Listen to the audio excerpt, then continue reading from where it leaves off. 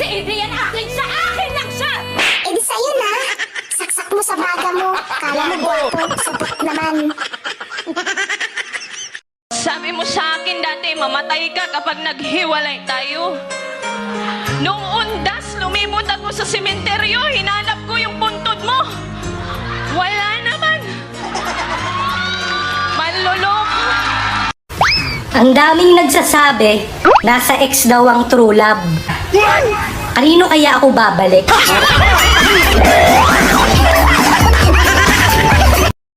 Ano ba yan? Ang hirap maging anemic. Pagtatayo ako, bigla na lang kitang mamimiss. Hanggang kailan ko kaya ito matitiis? Nababad trip ako. Oo, nababad trip ako. Oh no! Tanggap ko naman na pangit ako. Pero ang hindi ko lang matanggap, yung nilait ako ng pangit din nakamukha ko. Uy, naunsa ka? Inaaway mo yung salamin?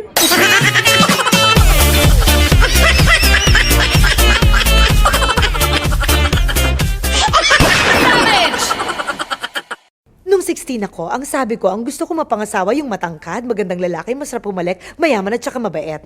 Tapos, nung 21 ako, ang sabi ko, kahit hindi matangkad, basta magandang lalaki, masarap pumalik, mayaman at saka mabait. Natural, nung 25 ako, ang sabi ko, kahit hindi matangkad, hindi magandang lalaki, basta etc. Eh, ngayong 29 na ako. Basta mabait, okay na.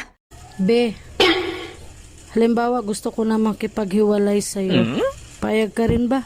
Siyempre, hindi. Oh my God! Alam mo naman na ayaw ko na mawala ka sa buhay ko eh. Ano bang tanong yan? Ganito lang tong mukha ko. Pero pinag-aagawan to ng lamok.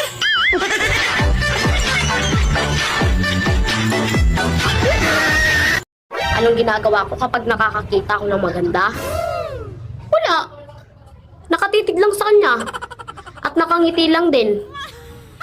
At kapag napagod ako, ibababa ko na yung salamin. Ang pag-ibig, parang ligaw na bala. Sa'yo tinutok, pero sa iba pumutok.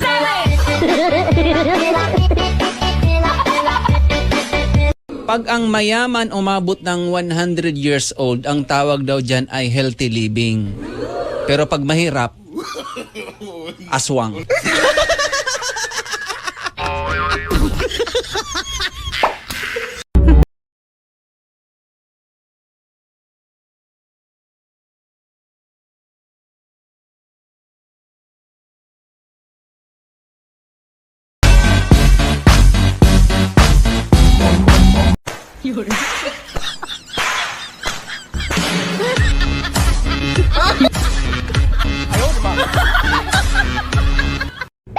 Hoy, be, pinatigas-tigas mo tapos hindi mo kakainin? Ang alin?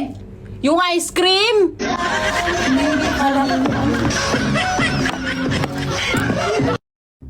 Inday? Inday? Yes po, ma'am. Good morning po. Siguro ng babae na naman ang sermo. Laging maaga kung umalis eh. Kanina, anong oras na naman siya umalis? Hay nako, ma'am. Ewan ko nga ba, paggising ko kanina, wala na siya sa tabi ko eh. Galit lang ako, kaya ako nakikipaghiwalay. Pero hindi ko sinabing pumayag ka.